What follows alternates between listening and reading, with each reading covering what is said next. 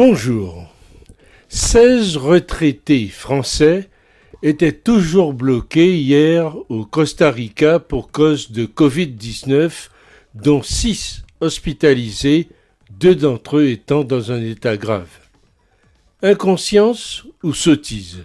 Probablement les deux, alors que tous les gouvernements appellent les populations à restreindre les déplacements, que toutes les personnalités médicales prônent la distanciation et les gestes barrières, que les services de réanimation sont en permanence à la limite du débordement, que le reconfinement est suspendu au-dessus de nos têtes, que des gens adultes se placent volontairement dans de telles situations est incompréhensible.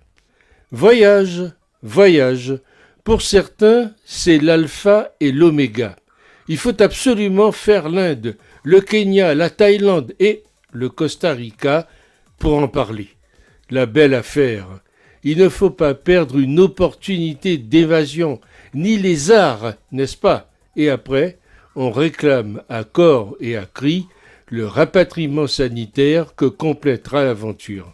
Irresponsable, ridicule, dangereux, bête, en somme, la médiocrité extraordinaire des gens ordinaires. Sérieusement, autant on peut comprendre les problématiques de rapatriement de ceux qui sont partis en janvier-février 2020. Autant, un an plus tard, en pleine pandémie mondiale, demander à l'État d'organiser et donc de payer le rapatriement semble être du foutage de gueule. À moins d'être totalement alzheimerisé, il devrait avoir conscience des risques d'un tel projet. D'ailleurs, personne n'a dit que c'était une caisse de retraite qui leur avait payé leurs vacances. Déjà, on est très étonné qu'on les ait laissés faire leur petit voyage d'agrément en pleine pandémie. On se souvient tous des difficultés de rapatriement pendant le premier confinement, des gens coincés partout, mais au moins, c'était inédit. Là, désolé, on a du mal à éprouver beaucoup de sympathie pour des personnes à risque qui n'ont pas voulu renoncer à leur petit voyage d'agrément. Quand on choisit de prendre des risques, on les assume sans pleurnicher. C'est la moindre des choses de la part d'adultes censés être sensés. Peut-être veulent-ils aussi qu'on se cotise en ligne pour leur envoyer un chèque. Ces personnes ont décidé de partir. Personne ne les a obligés à partir en une période que tout le monde sait instable sur le plan sanitaire, sur le plan des mesures de quarantaine, confinement ou autre couvre-feu. Ils ont parié, ils ont perdu, il n'y a aucune raison pour que les pouvoirs publics assument le choix de ces personnes à leur place.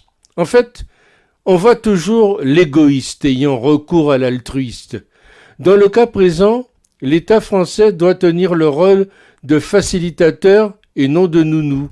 En cette période de crise sanitaire, rien n'interdisait aux organisateurs et aux touristes de faire les démarches, en novembre-décembre dernier, de repousser leur voyage d'un an, voire de l'annuler. Maintenant, il faut qu'ils agissent en tant que personnes responsables. Pas gagné. Au-delà de l'inconscience et de l'égoïsme pur de ces boomers, comment peuvent-ils réclamer l'aide de la France?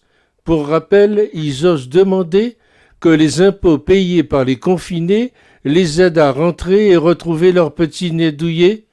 Écœurant. Quand on a une assurance rapatriement, on ne demande pas l'aide de l'État.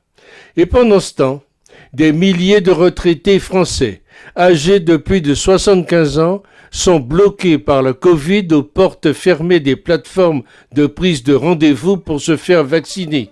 Des plateformes incapables de donner suite par défaut de vaccin. C'est une autre histoire.